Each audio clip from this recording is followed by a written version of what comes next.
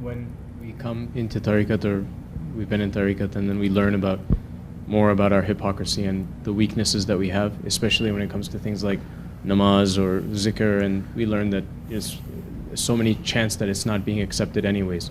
That how do we get out of the trap from shaitan coming saying either number one, what's the point of doing it? It's going to be rejected anyways, or number two, only just Americans are hope going to ask this question.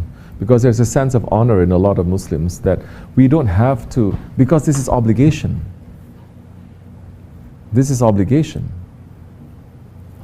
Only spoiled first world Muslims are going to say, well, since I don't feel it, since I'm so bad, let me just quit. This comes with honor, this comes with obligation, that even if you're bad, you still have to try to do good.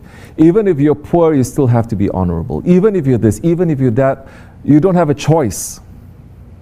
But we live in a time, in a place where there's so many other choices leading to kufr, not to iman. Different, all sorts of kufr kinds. You want kufr Muslim way, you want kufr liberal way, you want kufr rich way, poor way. Everything is there except for iman. We don't see people who are alive, and we don't see them in their graves, that they are practicing that they can pull us. You understand? We have to understand, these kinds of things that you're asking is also very first world kind of things. Sure, for the vast majority of people, okay, if they feel that they're not praying and they feel like this or like that, but there is still that, no, this is an obligation. We accept it. Islam says it's an obligation. You like or you don't like, okay, that's something else, but it is an obligation. You cannot say, I don't want to do it, or I don't have to do it. You can say, I don't want to do it, but you cannot say, I don't have to do it. Okay, for us now. This is what I mean by, this is part of spirituality. When you realize Allah is giving you a breath of life, when He's giving you so much, when you are understanding what Allah is giving you instead of what Allah should be giving you.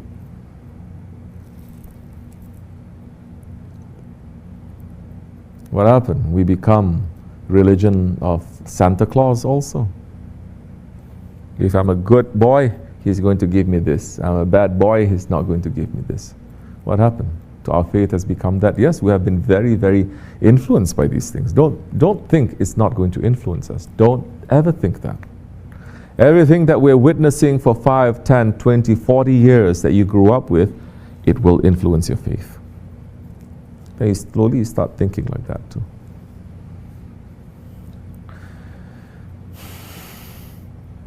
It is obligation. Why is it an obligation? Because Allah has created you.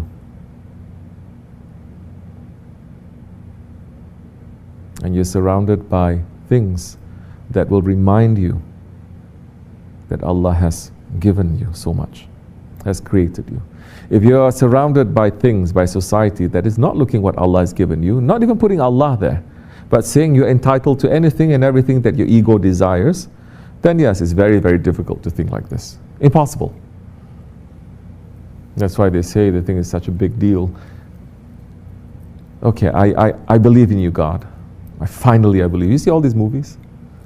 One big, how you say? Huh? Realization. Yeah, nice fancy word. Give me one. Pee-pee.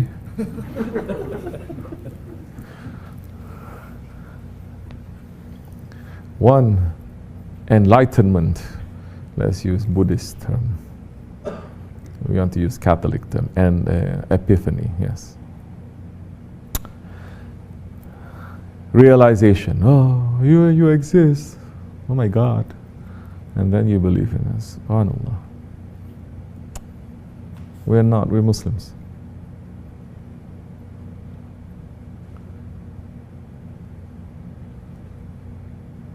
The existence of Allah for us Muslims is not just 5 times a day. It's more than that. So many other ones maybe, if they don't pray, it's more difficult.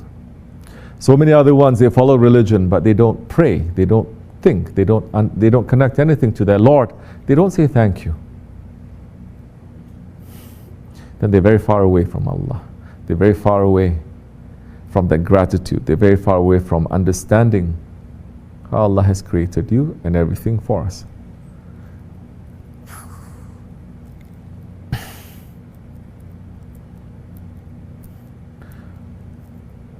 So how are you going to surround yourself and your children with this kind of understanding? This is the important point. Don't think just because you're Muslim, you belong to some board in a masjid somewhere. You force your children to go to Sunday school. You force them to swallow the Quran, to memorize. They're going to have faith. We're seeing that hasn't been working. Decades it hasn't been working. Oh, if only we send all the good ones, we bring them to traditional Muslim countries and they become scholars. And then they come back and they teach. Didn't work either. They tried the experiment in the 90s. It's not working. If anything, they go there, they come back, they're a bit schizophrenic. Then finally, everyone is just going to go back to their origin. This one saying, I'm this one saying, I'm that. I'm not trying to be this, I'm not trying to be that. Anyway. So, being grateful to understand food that I'm eating, water that I'm drinking, friends that I have, the family that I have. Not being grateful once a year with a turkey in front of you.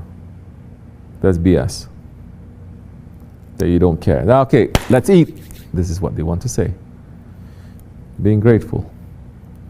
Being grateful 5 times a day when you're bending down to your ruku, to your sajda, to say, I've done so many wrong things. Alhamdulillah, I have a prayer that I can run to. Alhamdulillah, I have the sajda that I can run to. That all my sins, may Allah forgive. As the Prophet says, you pray 5 times a day. It is as if you are going into a river to clean yourself. Alhamdulillah.